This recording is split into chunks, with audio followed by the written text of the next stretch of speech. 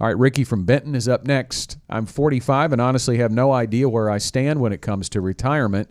I've got 401ks left at old jobs that I haven't looked at in years, and I tend to be an it'll all work out kind of guy. I've been listening to you guys since the end of last year, and I'm realizing I might be behind or fine. Who knows? What do I do to get things in order and figure out where I stand? Well, Ricky, 45 is a good time to start doing that. You're starting to close in probably in the next few years into your retirement red zone, which becomes a crucial time in shifting your plan anyway from an investment strategy that is full on accumulation to a more diversified strategy that is about distribution. Because when you think about it, it'll all work out kind of guy. You know, if you're that person, it can work out when you are strictly accumulating inside of 401ks. Yeah. There are great growth vehicles inside of 401ks that can get you there if you stay disciplined, you're in the right growth strategy, and you don't ever stop putting money in. But it does start to change when you get closer to that retirement red zone. Well, and frankly, one of the reasons it all works out on the accumulation side is, like you said, the discipline of contributing, but many times you're also getting a match. And, you know, we've had people come in and go, hey, my 401k is performing better than this investment here. And it's like, no, when you really look at it, it's because of the match. Yes. And people just don't even really think about that. So you can accidentally be very successful in your accumulation. But as we looked at with Catherine's question, on the previous question that we just did, there is really a difference when you get to that distribution phase. And so, Ricky, I got to say, I even love just the casualness of the question. Like, I tend to be an it'll all work out kind of guy.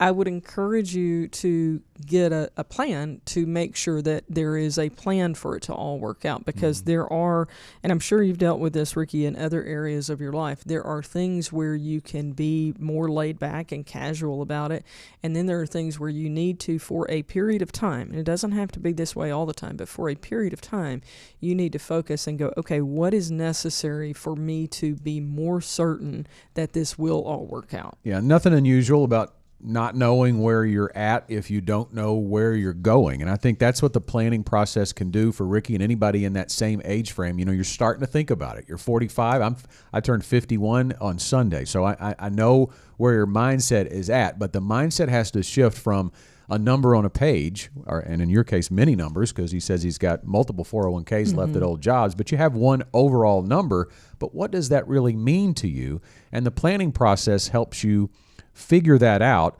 through a conversation with a financial advisor about what kind of income needs and what kind of income wants are you going to have at that certain age in the future. Maybe it's 65, maybe it's 60. That's the first question you have to ask, Ricky, is when are you going to retire? And when are you going to start pulling the trigger on taking withdrawals from your life savings? And at that point, what does income look like? Do you have a pension?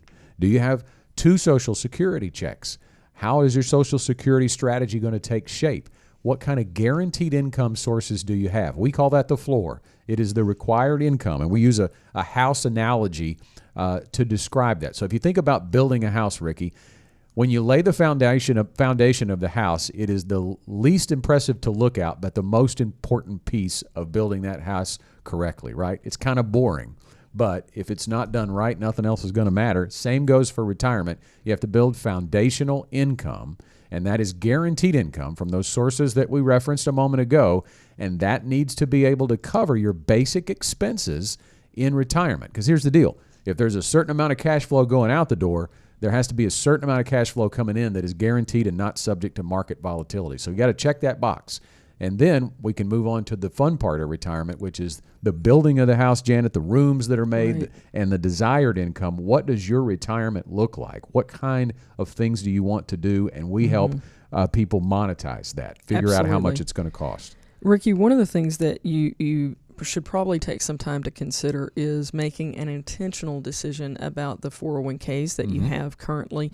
I think if I had to guess based on you describing yourself as an it'll all work out kind of guy, I think that rather than making an intentional decision to leave these 401ks behind, you have made an unintentional decision. My husband has a phrase that I love, that if you don't make a decision, then your indecision will become your decision. And I think that that's how you've arrived at this this point of just leaving them behind, because anytime that someone changes a job, you have 4 choices as far as what to do with your, I'm going to say, corporate retirement plan. For you, it's a 401k. For others, it might be something different.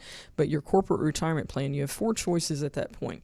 One choice is to cash it out. Obviously, I'm just going to be real clear. We're not fans of that because you have to deal with taxes, and because you're not age 59 and a half yet, you also have to deal with penalties. So not something that we would encourage, but just to know it is an option.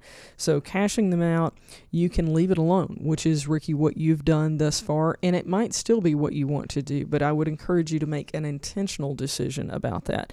And then the other 2 choices are to roll it into your new corporate retirement plan, assuming that the new plan gives that as an option for them to accept it, or you might also want to roll it to an IRA. And we usually just generically say IRA. There likely is these days a need for you to roll that to partially traditional and partially Roth IRAs, because you probably have a mixture of those types of dollars in your plan. We don't know that for sure without having seen your information, but it is becoming more and more common. So you do have those 4 choices, and Ricky, like I said, I would just encourage you to be intentional about looking at those dollars and deciding what you want to do, rather than letting your indecision become your decision. Yeah, so one of the things you considering when you're looking at whether you roll that over, the 401k into an IRA, the 401ks are very limited in their investment options. The average is about 8 to 10 these days. Most of them are target date funds, and that may or may not be where all of your money needs to be. So you can really get a more robust investment strategy in preparation for your retirement by taking a look at that. But you need to consult with an advisor, and we'd be happy to do that for you, to go over your options again and find out what really is best for you. But certainly planning is the number one thing in the answer to that question.